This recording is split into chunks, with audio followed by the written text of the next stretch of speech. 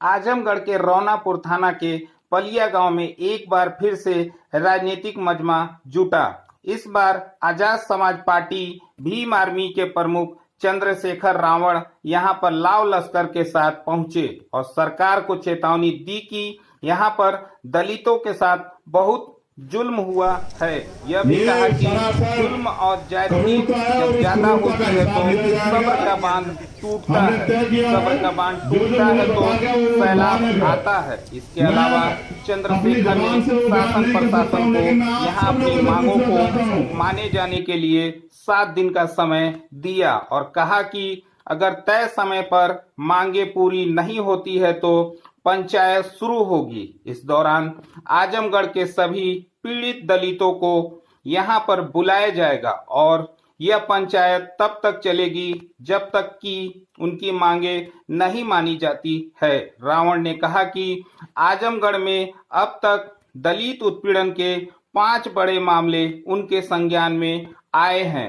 इसमें पलिया, चांदपट्टी, मुड़हर, गोधरा और इसके पहले प्रधान सत्यमेव जयते की हत्या का है, जिसमें वह खुद यहां पर आ चुके हैं। पलिया में जो हुआ वह सहन योग्य नहीं है। जिस प्रकार से प्रशासन के अधिकारियों ने यहां पर महिलाओं और बच्चों को भी नहीं छोड़ा, उनको बेरहमी से पीटा गया, उनके अनाज में जहर मिलाया गया, शीशे के टुकड़े मिलाए। चंद्रशेखर ने कहा कि जब भी कोई दलित आगे बढ़ता है तो उसको रोकने के लिए राजनीतिक व सामाजिक से शिकंजा कसना शुरू हो जाता है। चंद्रशेखर ने कहा कि पलिया मामले में जो भी दोषी अधिकारी है उनके खिलाफ मुकदमे दर्ज होने चाहिए और जो पीड़ित है उनके ऊपर दर्ज मुकदमे वापस होने चाहिए। अगर दर्ज मुकदमे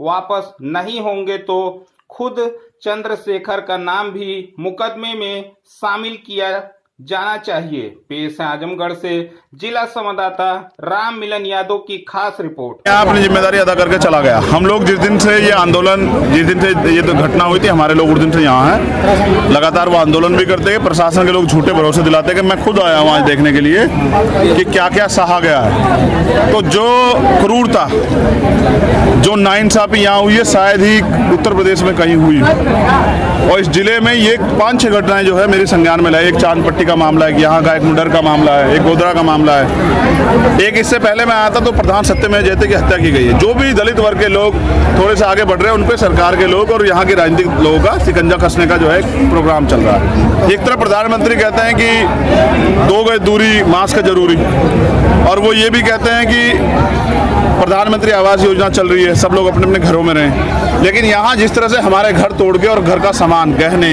पैसे, बहनों को मारपीट, उनके तनों से कपड़े छीन ले गए, छोटे छोटे बच्चों के साथ मारपीट, अन्न में जो है कांच मिला दिया गया, आटे में जो है कोई केमिकल मिला दिया गया, ये क्या है?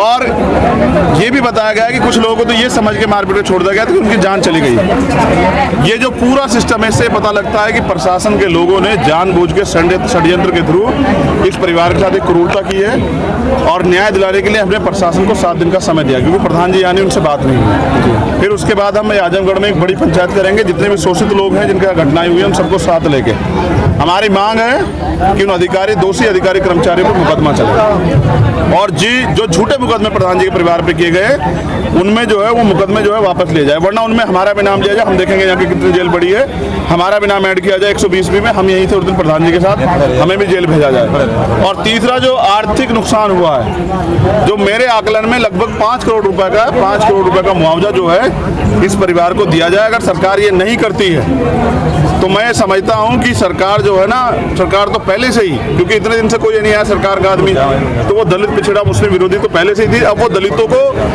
खत्म करने का, उनको निपटाने का जो है ना काम करने लगी। हमें इस पे जो है गहनता सोचने की जरूरत है। तो हमारी पंचायत जो है 7 दिन के बाद हम लोग उसको पीसी कर कॉल करेंगे। मैं खुद रहूँगा उस पंचायत में और लाखों लोग जुटेंगे। पंचायत तब तक चलेगी जब तक हमारी मांगे पूरी नहीं होती। लेकिन ये जो यहाँ हुआ है दुर्भाग्यपूर्ण है और जिन अधिकारियों कर्मचारियों ने किया है, वो एक जो हमारी बहन द्वारा बताया गया कि छोटी जात की औरतें मजा लेने के लिए होती है, तो मैं उस अधिकारी को ये कहना चाहता हूँ कि ये चंद्रशेखर छोटी जात का जो बेटा है ये भी आपके सामने है, इससे भी कभी मजा लीजिए, कभी आइए मजा देंगे आपको। कैसे मजा दिया था, हमारे जूते में बहुत जोर, कभी आइए।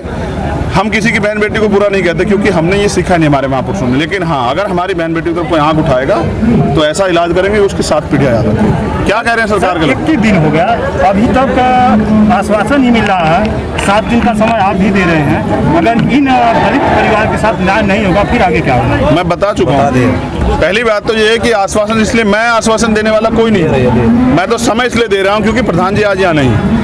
प्रधान जी अगर यहाँ होते उनसे बात हो जाती तो मैं आज की तारीख भी डिक्लेयर कर देता, क्योंकि हमें तो दम। हाँ, ये इतना जो घर बार तोड़ा है सत्ता के लोगों ने तोड़ा है। सत्ता के लोग आके देखे तो मुख्यमंत्री आए ना, दलितों से नफरत क्या है? क्या दलितों से बदबू आती है? अपने कार्यालय पे तो साबुन से निलवा के जो है बिठवाते हैं, यहाँ आके देखे तो सही क्या सहा इस परिवार ने। और उन बच्चों के जो हमारी बहनों के जो तन से कपड़े नोचे गए हैं, शर्म नहीं आती सरकार को? ये बेटी बचाओ बेटी पढ़ाओ की बात करने वाले, एंटी रोमियोस कोड की बात करने वाले, ये पंचायत अध्यक्ष चुनाव में देखा, ब्लॉक प्रमुख के चुनाव में देखा किस तरह बहन बेटों का चिरण होता है। और यहाँ देखिए पलिया में हमने जो सुना, हमारा अंदर तक जहन कांप गया। सरकार को याद रखना चाहिए कि जुल्म जाति लंबे समय तक सही नहीं जाती, जब सब्र का बांध टूटता है तो सैलाब आता है, और यहाँ बहुजनों का सैलाब आएगा, सरकार को पता लग जाएगा।